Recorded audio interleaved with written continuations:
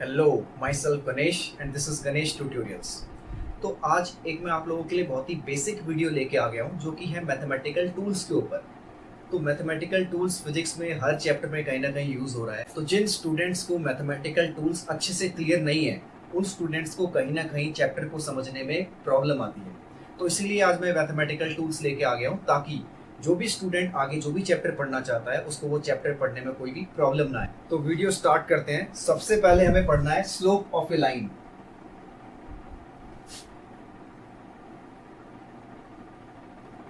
तो सबसे पहले मैं कोऑर्डिनेट एक्सिस बना देता हूँ। यहाँ पर ये एक्स एक्सिस बना दिया और ये वाई एक्सिस बना दिया।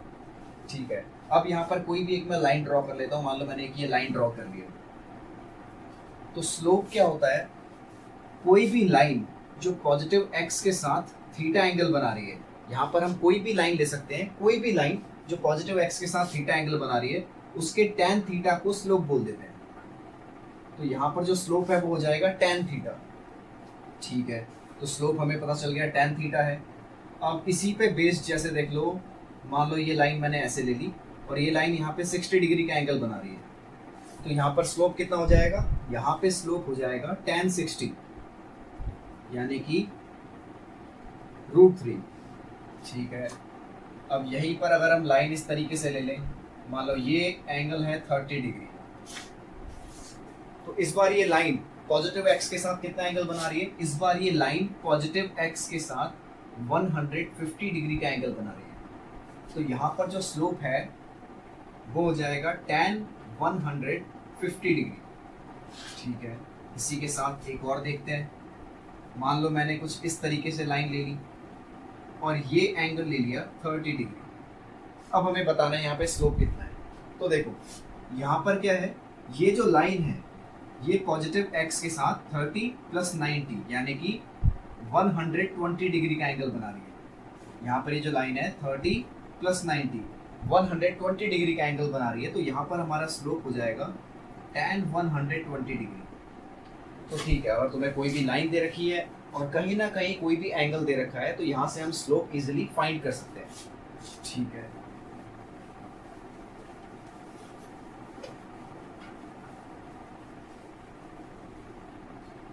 इसके बाद देखो, अगर हमें इस तरीके से कोऑर्डिनेट्स दे रखे हैं, मान लो मैं कोई दो कोऑर्डिनेट ले लेता हूँ। एक कोऑर्डिनेट ले लिया मैंने यहाँ पे x1, y1। इस पॉइंट को नाम देते हैं a। यहाँ पर कोई b पॉइंट ले लेते हैं और b पॉइंट का कोऑर्डिनेट है मान लो x2, y2। यहाँ पर हमें दो कोऑर्डिनेट पता है। अब यहाँ पे जो लाइन AB बनेगी, इस लाइन का हमें स्लोप बताना है। यहाँ पर हमें कोई एंगल वगैरह नहीं पता, यहाँ पर हमें बस क्या पता है, A और B पॉइंट के कोऑर्डिनेट्स पता है और यहाँ पर हमें इस AB लाइन का स्लोप बताना है। तो स्लोप बताने के लिए सबसे पहले तो हमें देखना है कि ये पॉजिटिव एक्स के साथ कितना एंगल बना रही है। तो ये मैंने इसको एक्सटेंड कर दिया और ये वो एंगल हो जाएगा थीटा। अब ये थीटा हम यहाँ से कैलकुलेट नहीं कर पाएंगे, हमें वैसे स्लोप के लिए टैन थीटा चाहिए।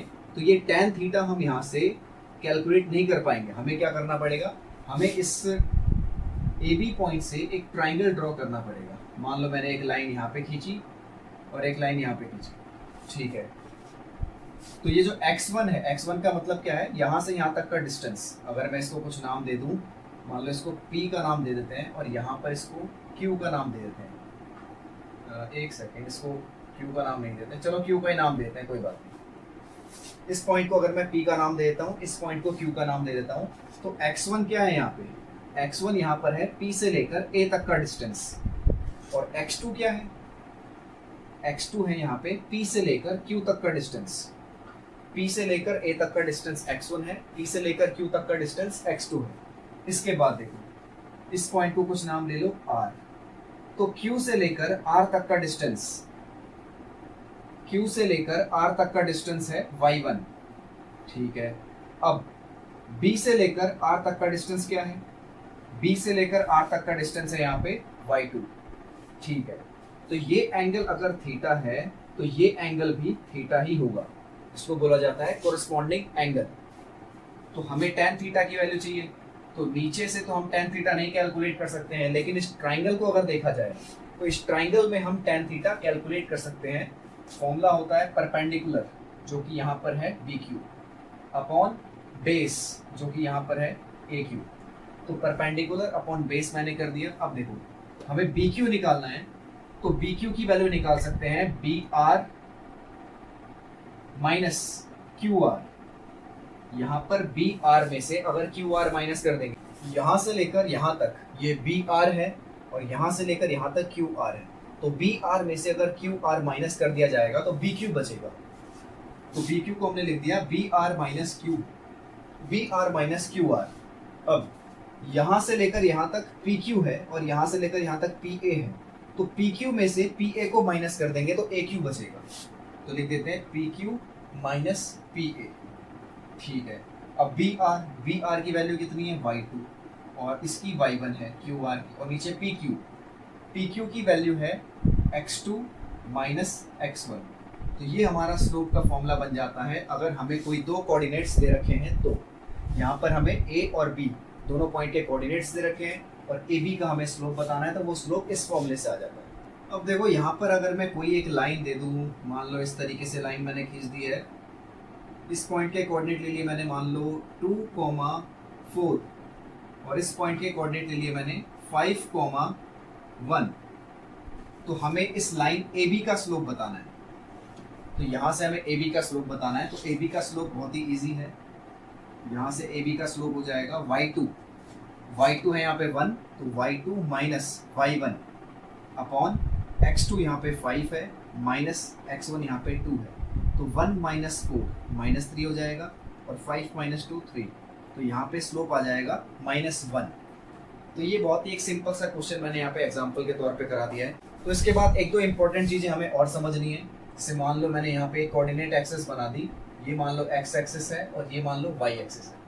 तो एक्स वाई कोऑर्डिनेट एक्सिस पर अगर कोई भी हमने ग्राफ बना रखा है और कोई फिजिकल क्वांटिटी है जो y और x को डिवाइड करके आ रही है, कोई भी फिजिकल क्वांटिटी जो y और x को डिवाइड करके आएगी, वो कैसे पता चलेगी? वो हमें पता चलेगी स्लोप से। कोई भी फिजिकल क्वांटिटी जो y और x को डिवाइड करके आ रही थी, वो हमें स्लोप से पता चलेगी। क्योंकि फॉर्मूले में भी देखो, फॉर्मूले में जो चेंज आ रहा है, ऊपर y में चेंज आता है और नीचे x में चेंज आता है। तो ऊपर y कोऑर्डिनेट और नीचे x कोऑर्डिनेट, इसीलिए y बाई x कोई भी फिजिकल क्वांटिटी है तो उससे हमें वो फिजिकल क्वांटिटी हम स्लोप से कैलकुलेट कर सकते हैं। तो इसका एक एग्जांपल दूंगा जो कि तुम लोगों ने 9th क्लास में भी पढ़ा हुआ है। 9th क्लास में हम लोग पढ़ते हैं कि वेलोसिटी टाइम ग्राफ, जो कि वेलोसिटी टाइम ग्राफ होता है, वेलोसिटी टाइम ग्राफ में मान लो मैंने यहाँ पे 4,2 लिया, वेलोसिटी टाइम ग्राफ में अगर हम स्लोप निकालते हैं तो क्या आता है? एक्सेलरेशन आता है। तो यहाँ पर वेलोसिटी टाइम ग्राफ मैंने बना दिया और यहाँ पर स्लोप अगर निकालें तो देखो वेलोसिटी टाइम ग्राफ में हम स्लोप कैसे निकालेंगे? स्लोप निकालेंगे y2 माइनस y1, ओरिजिन का कोऑर्डिनेट तो हो जाएगा 0,0, तो यहाँ पर स्लोप हो जाएगा 2 माइनस 0 अपॉन 4 माइनस 0, तो 2/4 यानी कि 1/2। तो पहले तो हमने यहाँ पर स्लोप निकाल दिया। इसके बाद हमें पता है कि वेलोसिटी अपॉन टाइम, ये जो फिजिकल क्वांटिटी है, ये देखो y हो गया जो यहाँ पे दे रखा है हमने, y अपॉन x, उसका ये y हो गया और ये उसका x हो गया। तो y बाई x जो भी फिजिकल क्वांटिटी है, हमें पता है कि वेलोसिटी बाय टाइम क्या होता है? एक्सेलरेशन होता है। तो एक्सेलरेशन यहाँ पे किस चीज से आएगा? स्लोप से आएगा। तो ये जो हमने यहाँ पे 1/2 निकाला है, ये एक्चुअली में एक्सेलरेशन है। तो एक्सेलरेशन आ गया 1/2 मीटर पर सेकेंड स्क्वायर। ठीक है, इसके बाद देखो, मान लो मैंने ग्राफ कुछ इस तरीके से ले लिया। इस पॉइंट के कोऑर्डिनेट ले लेते हैं 1,0, इस पॉइंट के कोऑर्डिनेट ले लेते हैं 2,0, इस पॉइंट के कोऑर्डिनेट ले लेते हैं 4,0 और इसका 5,0, और ये ले लेते हैं 0,2। तो यहाँ पर हमें क्या बताना है? ये 4 पॉइंट हैं A B C D। अब हम पूरे का एक्सेलरेशन नहीं बता सकते, हमें हर लाइन का एक्सेलरेशन बताना होगा। पहले AB लाइन का, फिर BC लाइन का, फिर CD लाइन का। ये मैंने वेलोसिटी टाइम ग्राफ बनाया है और हमें पता है कि वेलोसिटी टाइम ग्राफ में वेलोसिटी और टाइम को डिवाइड करते हैं तो क्या आता है? एक्सेलरेशन आता है। और किसी भी ग्राफ में y अपॉन x निकाला जाता है स्लोप से, तो वेलोसिटी बाय टाइम निकाला जाएगा स्लोप से। तो पहले हम निकालते हैं स्लोप किसका? AB का। तो ए से बी का जो स्लोप है, देखो बी पॉइंट के कोऑर्डिनेट क्या हो जाएंगे, बी पॉइंट पर एक्स की वैल्यू 2 है और वाई की वैल्यू भी 2 है, तो बी पॉइंट के कोऑर्डिनेट हो गए 2,2, तो y2 माइनस y1 यानी कि 2 minus 0 upon x2 minus x1 यानी कि 2 माइनस 1, तो ये आ जाएगा 2 अपॉन 1, तो 2 मीटर पर सेकेंड स्क्वायर। ये आ गया हमारा एक्सेलरेशन ऑफ ए बी। इसके बाद निकालते हैं एक्सेलरेशन ऑफ बी सी, तो वो भी स्लोप से निकाला जाएगा। अब c के कोऑर्डिनेट क्या है, देखो x की वैल्यू है c पर 4 और c पर y की वैल्यू कितनी है 2 है, तो c पॉइंट b से c का जो स्लोप आएगा वो आएगा y2 माइनस y1, यहाँ पे y2 है 2 और y1 भी 2 है, और नीचे x2 माइनस x1, तो ये आ गया 0। तो b से c का हमने स्लोप यहाँ पे 0 निकाल लिया, यानी b से c का जो एक्सेलरेशन है वो 0 है। इसके बाद निकालते हैं हम c से d का, c के कोऑर्डिनेट पता है, d के कोऑर्डिनेट पता है, तो y2 0 माइनस 2 यानी y2 minus y1 upon x2 minus x1 यानी कि 5 माइनस 4, तो ये आ जाएगा -2 अपॉन 1 यानी कि -2 मीटर पर सेकेंड स्क्वायर। तो ये तो हमने स्लोप से रिलेटेड चीज निकाली यहाँ पे। अब हम निकालेंगे एरिया से रिलेटेड कोई चीज। तो ठीक है, एरिया से रिलेटेड कोई चीज देखो क्या होती है, दोबारा वही y और x, ये ग्राफ है। यहाँ पर अगर y और x दोनों को मल्टीप्लाई करके कोई फिजिकल क्वांटिटी आती है तो वो क्या से निकाली जाती है, वो निकाली जाती है एरिया को सॉल्व करके। y इंटू एक्स को मल्टीप्लाई करके कोई भी फिजिकल क्वांटिटी आती है तो वो एरिया को सॉल्व करके निकाली जाती है। तो ठीक है, तो मान लो मैंने यहाँ पे ले लिया वही वेलोसिटी टाइम ग्राफ, यहाँ पर वेलोसिटी टाइम ग्राफ ले लेते हैं। वेलोसिटी टाइम ग्राफ में इस तरीके से हमें एक लाइन दे रखी है, इस लाइन के कोऑर्डिनेट है 1,0, इस पॉइंट के हैं 2,2, यहाँ पर इस पॉइंट के कोऑर्डिनेट 1,0 है और दूसरे वाले पॉइंट के कोऑर्डिनेट है 2,2। तो यहाँ पर हमें निकालना है डिस्प्लेसमेंट कितना होगा, find displacement.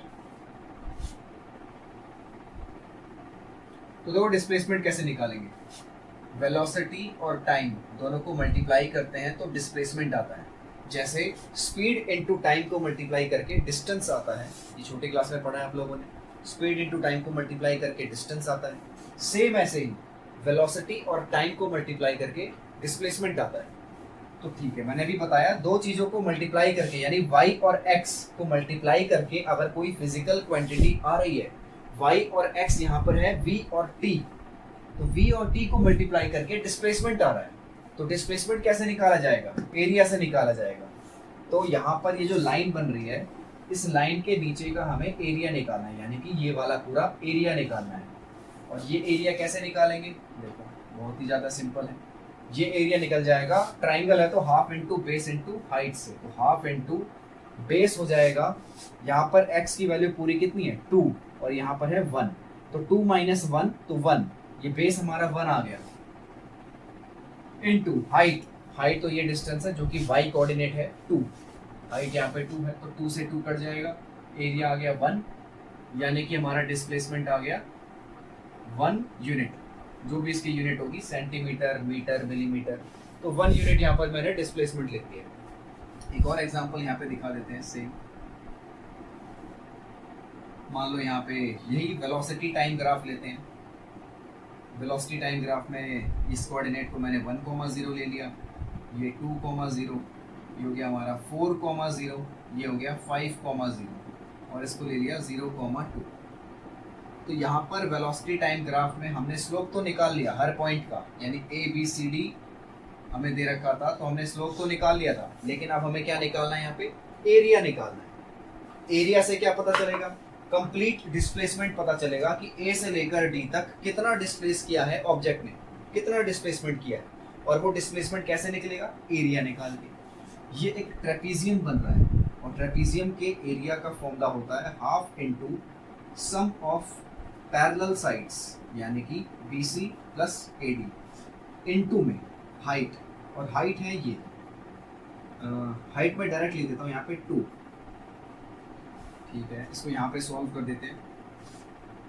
Half into sum of parallel sides, तो सम ऑफ पैरेलल साइड्स में पहले BC को देखते हैं। देखो यहाँ से यहाँ तक का डिस्टेंस है 4 और यहाँ से यहाँ तक का है 2, तो 4 में से 2 को माइनस करेंगे तो 2 बचेगा, प्लस यहाँ से लेकर यहाँ तक का डिस्टेंस है 5, तो 5 में से 1 को माइनस करेंगे तो ये बेस आ जाएगा 80, 5 माइनस 1 यानी कि 4 इंटू हाइट हमें 2 दे ही रखी है, 2 से 2 कट गया, तो यहाँ से हमारा एरिया आ गया 2 + 4 यानी 6 यूनिट, एरिया हमारा 6 यूनिट आ गया। इसका मतलब यहाँ पे जो डिस्प्लेसमेंट है, डिस्प्लेसमेंट भी 6 यूनिट है। तो यहाँ पर हमने दो चीज़ें पढ़ ली, एक हमने पढ़ लिया कि y/x जो है वो स्लोप से निकलता है और y × x जो है वो एरिया से निकलता है। तो इसके बाद एरिया और स्लोप दोनों से रिलेटेड कुछ क्वेश्चंस मैं इसके बाद आपको कराने जा रहा हूँ। तो कुछ क्वेश्चंस एरिया से रिलेटेड होंगे और कुछ क्वेश्चंस इनमें स्लोप से रिलेटेड होंगे, ठीक है। तो पहले हमें छोटे मोटे फॉर्मूले पता होने चाहिए क्वेश्चन करने के लिए, जैसे करंट होता है चार्ज अपॉन टाइम, ये फॉर्मूला हमें पता होना चाहिए कि करंट जो है वो चार्ज अपॉन टाइम होता है और करंट इनटू टाइम ये हो जाता है चार्ज। तो ये हो गया हमारा, दो फॉर्मूले हो गए। एक फॉर्मूला लिख देते हैं V = IR, ये सभी ने पढ़ा है, इसको ओम्स लॉ बोला जाता है।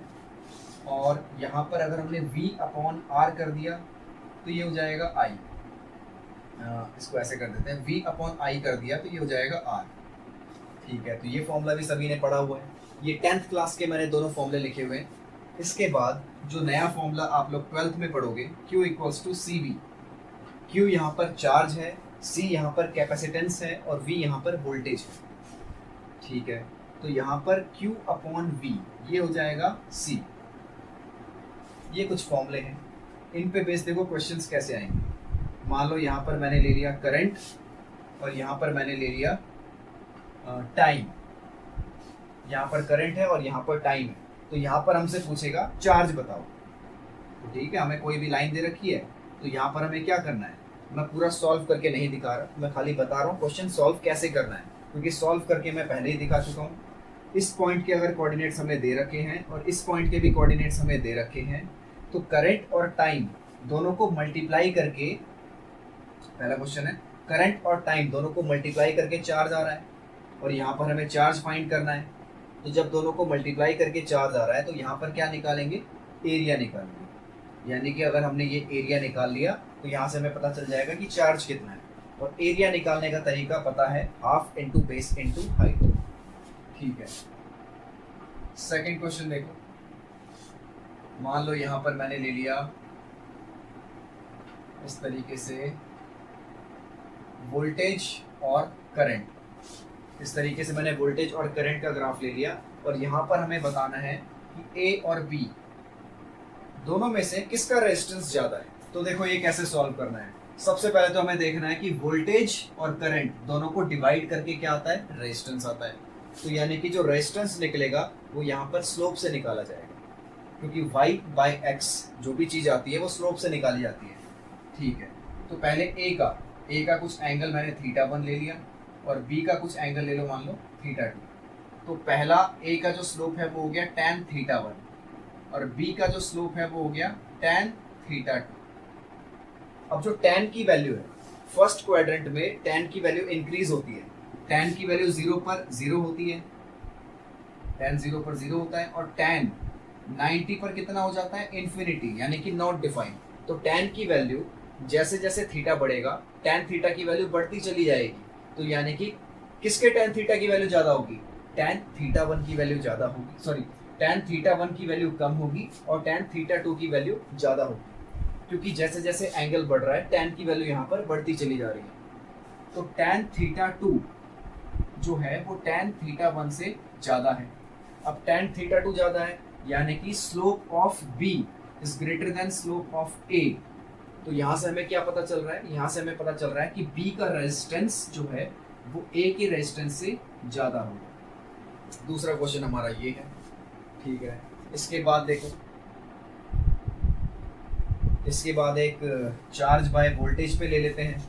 मान लो यहाँ पे वोल्टेज ले लिया और यहाँ पर चार्ज ले लिया। ये मैंने ग्राफ में यहाँ पर वोल्टेज लिया है और यहाँ पर चार्ज लिया है।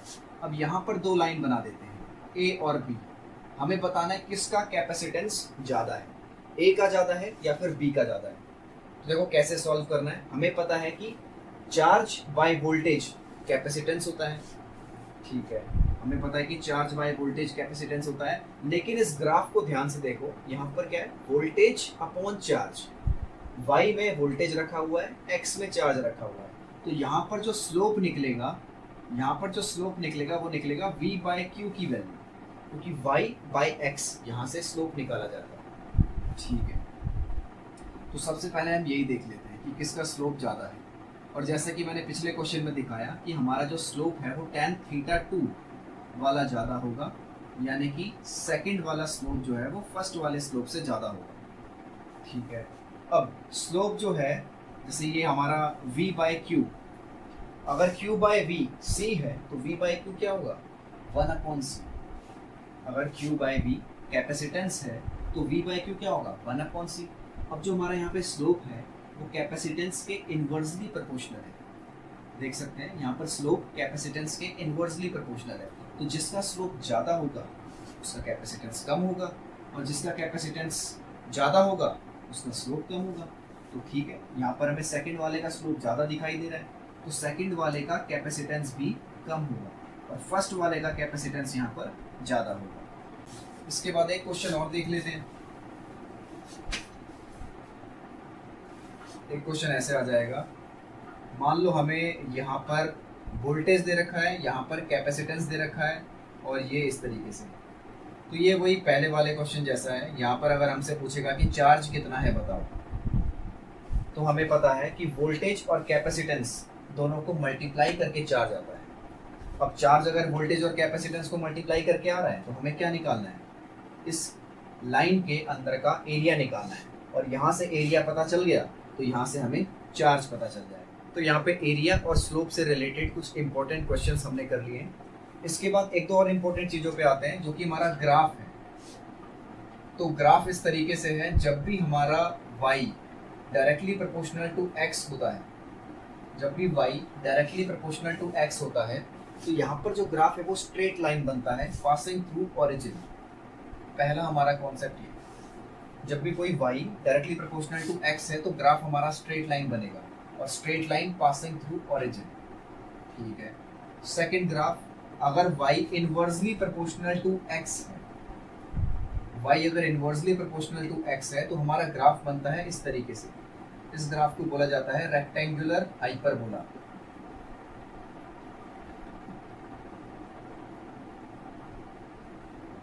ये ग्राफ हमारा रेक्टेंगुलर हाइपरबोला है, ऊपर वाला ग्राफ हमारा स्ट्रेट लाइन है।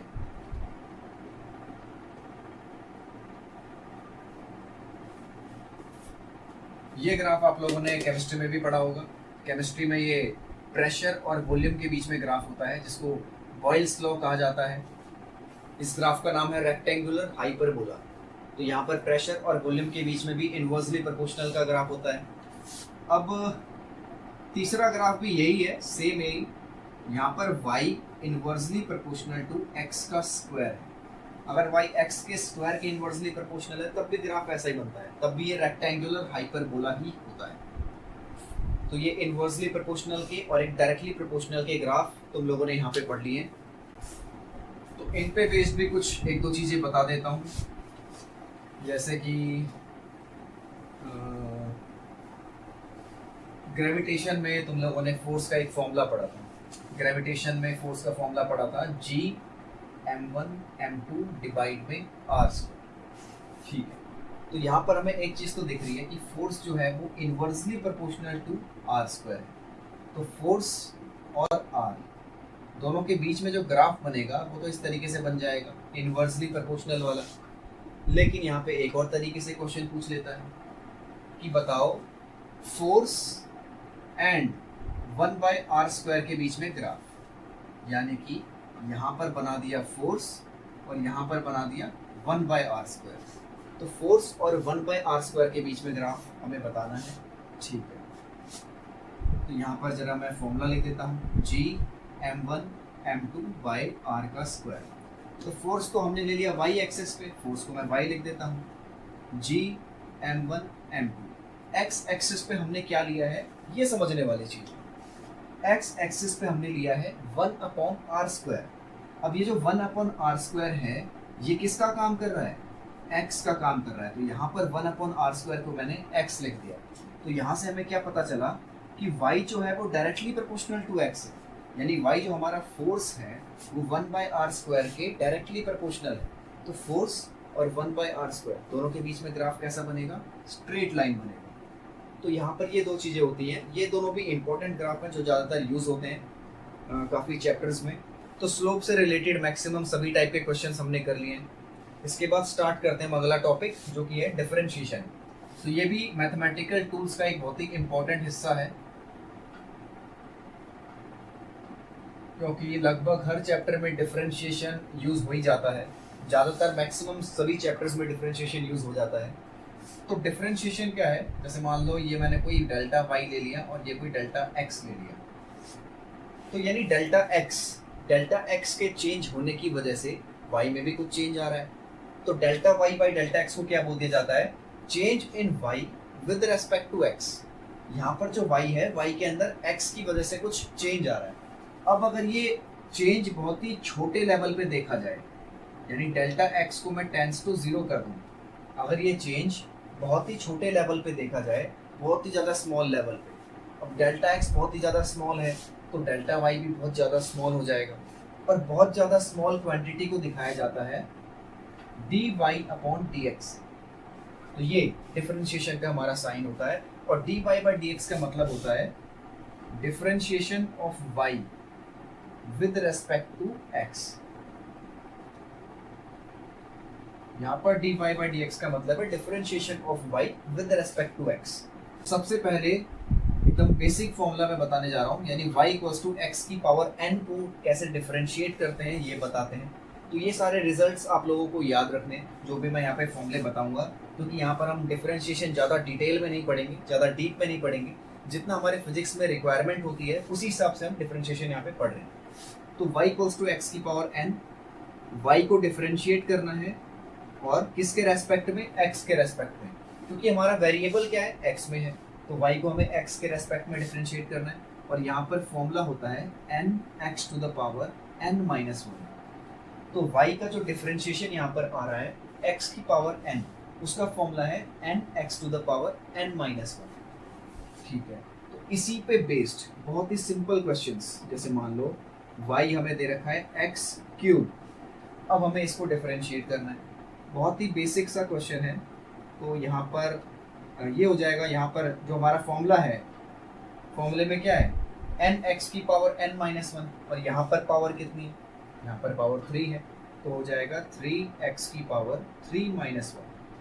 एकदम छोटे लेवल से स्टार्ट करेंगे, एकदम छोटे लेवल से सीखेंगे ताकि कोई भी कंफ्यूजन किसी को ना आए। सेकंड करते हैं, इसी में हम प्लस माइनस में कुछ ले लेते हैं। मान लो x³ ले लिया, -x² ले लिया, प्लस x ले लिया, ये हमने ले लिया भाई। तो देखो अब हमें y को डिफरेंशिएट करना है x के रेस्पेक्ट में, तो लिख देते हैं dy/dx और ये सभी चीज़ें डिफरेंशिएशन के अंदर। अब अगले स्टेप में क्या करेंगे, अगले स्टेप में इन तीनों को अलग अलग डिस्ट्रीब्यूट कर देंगे, यानी जो डिफरेंशिएशन है वो तीनों का अलग अलग होगा। इसको बोलते हैं कि तीनों को इंडिविजुअली डिस्ट्रीब्यूट कर दिया है। जो डिफरेंशिएशन है वो तीनों में अलग अलग डिस्ट्रीब्यूट कर दिया है।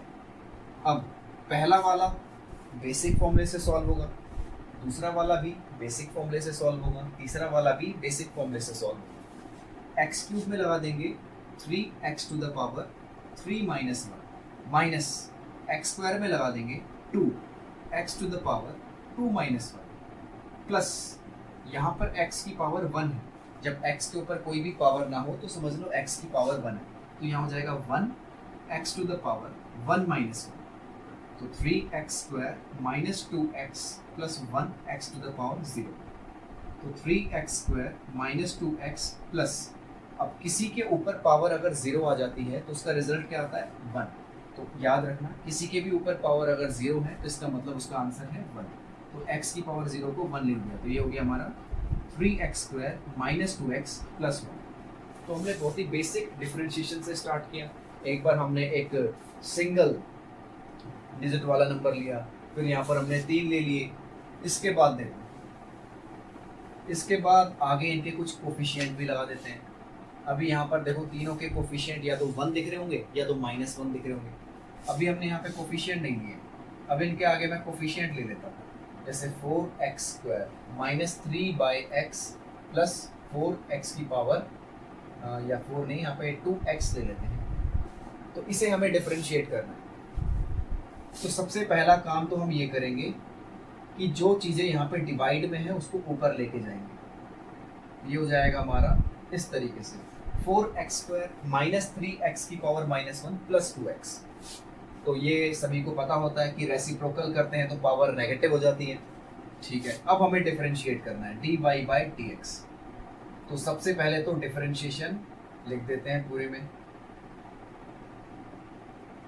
इसके बाद तीनों में डिफरेंशिएशन अलग अलग डिस्ट्रीब्यूट हो जाएगा।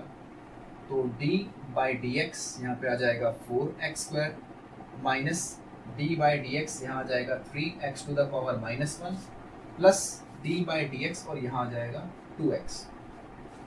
इसके बाद हमें क्या करना होता है, जो भी कोफिशिएंट्स होते हैं, जैसे यहाँ पे x² का कोफिशिएंट है 4, कोफिशिएंट को हमें बाहर लिख देना होता है। यहाँ पर कोफिशिएंट है 3, तो कोफिशिएंट को बाहर लिख देना होता है डिफरेंशिएशन के बाद। यहाँ पर कोफिशिएंट है 2, तो यहाँ पर भी डिफरेंशिएशन के बाहर लगा दिया हमने 2।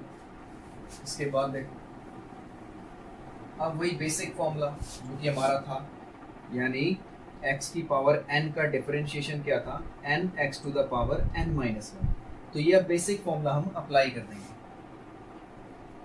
तो सबसे पहले अप्लाई करते हैं यहाँ पर, तो 4 तो ऐसे ही रहेगा और x² का डिफरेंशिएशन क्या हो जाएगा 2x⁻2−1। तो लिख देते हैं 2x⁻2−1 माइनस 3 x की पावर -1, यहाँ पर पावर -1 है तो -1 का क्या हो जाएगा, आगे आएगा -1 x⁻⁻1 -1।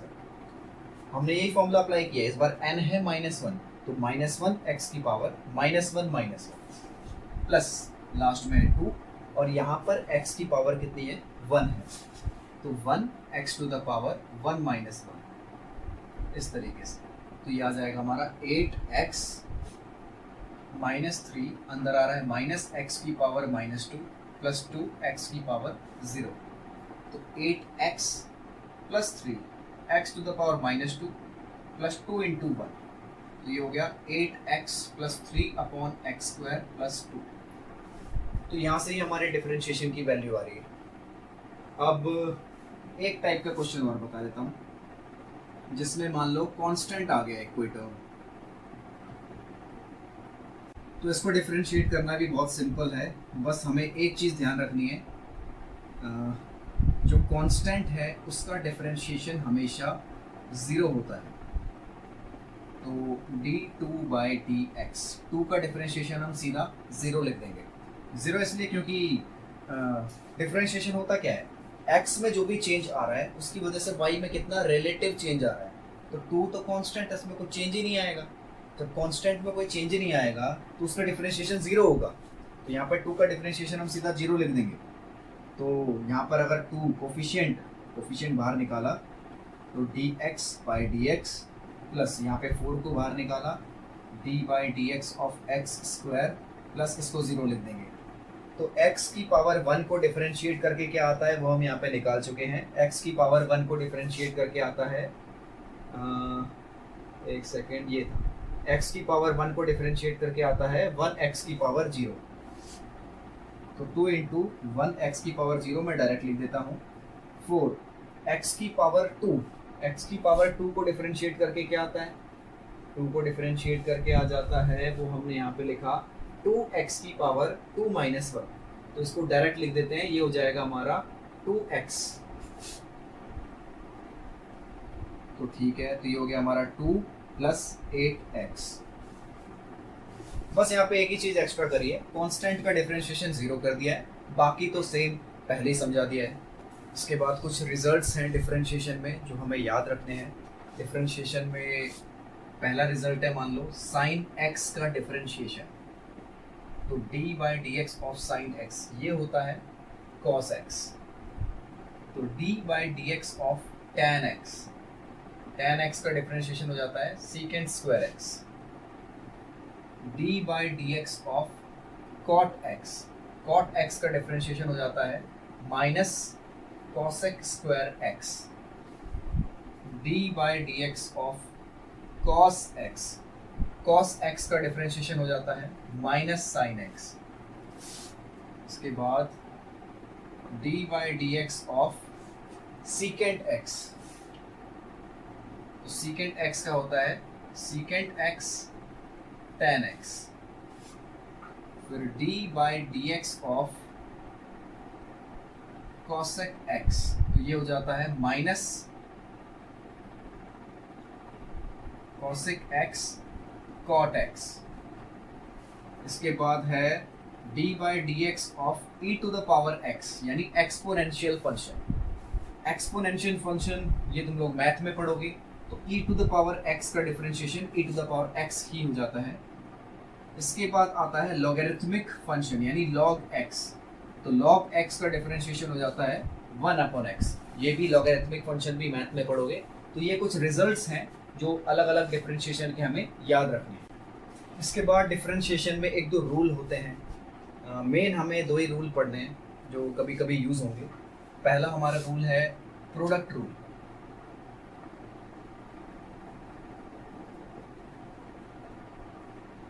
तो पहले प्रोडक्ट रूल पढ़ते हैं। मान लो कोई भी दो फंक्शन आपस में मल्टीप्लाई हो रहे हैं जिनको मैंने u और v ले लिया, तो हमें u और v को डिफरेंशिएट करके दिखाना है। तो यहाँ पर मैं लगा देता हूँ d बाई डी एक्स, यानी u और v का डिफरेंशिएशन।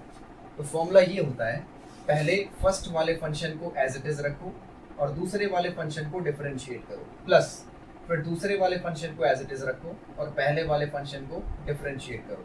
तो ये हमारा फॉर्मूला है प्रोडक्ट रूल का। तो इस पे बेस्ड एक दो एग्जांपल बता देता हूँ जिससे और अच्छे से क्लियर हो जाए। जैसे मान लो y equals to e to the power x और x स्क्वायर प्लस 1, इसे हमें डिफरेंशिएट करना है, ठीक है। तो dy बाई डी एक्स ये हो जाएगा d by D X of e to the power x square plus 1। तो यहाँ पर हमें क्या करना है, किसी एक को u मान लेना है और दूसरे को v मान लेना है। तो मान लो e की पावर x को हम u ले लेते हैं और x स्क्वायर प्लस 1 को v ले लेते हैं। तो e to the power x तो ऐसे ही रहेगा और डिफरेंशिएशन हो जाएगा x स्क्वायर प्लस 1 का, प्लस अब x square plus 1 as it is रहेगा और डिफरेंशिएशन हो जाएगा e to the power x का, ठीक है। तो e to the power x तो एज इट इज रहेगा, यहाँ पर जो डिफरेंशिएशन है वो दोनों में डिस्ट्रीब्यूट हो जाएगा, प्लस यहाँ पर x square plus 1 as it is रहेगा और e to the power x, इसका differentiation e to the power x ही होता है। ये अभी थोड़ी देर पहले मैंने जो कुछ रिजल्ट्स लिखे थे उसमें लिखा हुआ है, ठीक है। अब सॉल्व करते हैं इसको। तो यहाँ से हमारा आ जाएगा e to the power x square के डिफरेंशिएशन को लिख देते हैं 2x to the power 2 minus 1 plus 1 का डिफरेंशिएशन हो जाएगा 0 और plus X square plus 1 e to the power x, ठीक है। तो ये हमारा हो गया e to the power x और यहाँ पर 2x और x स्क्वायर प्लस 1 और e to the power x, दोनों में e to the power x common ले लेते हैं। तो 2x plus X square plus 1 ये हमारा आ जाएगा। तो कोई भी दो फंक्शन अगर आपस में मल्टीप्लाई करके दे रखे हो, जैसे एक एग्जांपल और मैं बता देता हूँ, जैसे मान लो sin x और e to the power x multiply करके दे रखे हैं, ये दोनों अलग अलग फंक्शन है। तो यहाँ पर क्या करना है, किसी एक को u मानना है, दूसरे को v मानना है। sin x को अगर एज इट इज रखेंगे तो e to the power x को डिफरेंशिएट करेंगे और e to the power x को एज इट इज रखेंगे तो sin x को डिफरेंशिएट करेंगे। यहाँ पर बस हमें फॉर्मूले याद होने चाहिए, जैसे e to the power x का differentiation e to the power x होता है और sin x का डिफरेंशिएशन cos x होता है। तो e to the power x common लेंगे तो sin x plus cos x ये हमारा आ गया। तो ये प्रोडक्ट रूल था। इसके बाद हमें पढ़ना है डिवीजन रूल। तो डिवीजन रूल में भी एक फॉर्मूला है, बस वो हमें पता होना चाहिए। बाकी डिफरेंशिएशन कैसे सॉल्व करना है, वो डिफरेंशिएशन सॉल्व करना मैंने काफ़ी क्वेश्चन प्रैक्टिस यहाँ पे करा दिए हैं। तो ठीक है, डिवीजन रूल देख लेते हैं।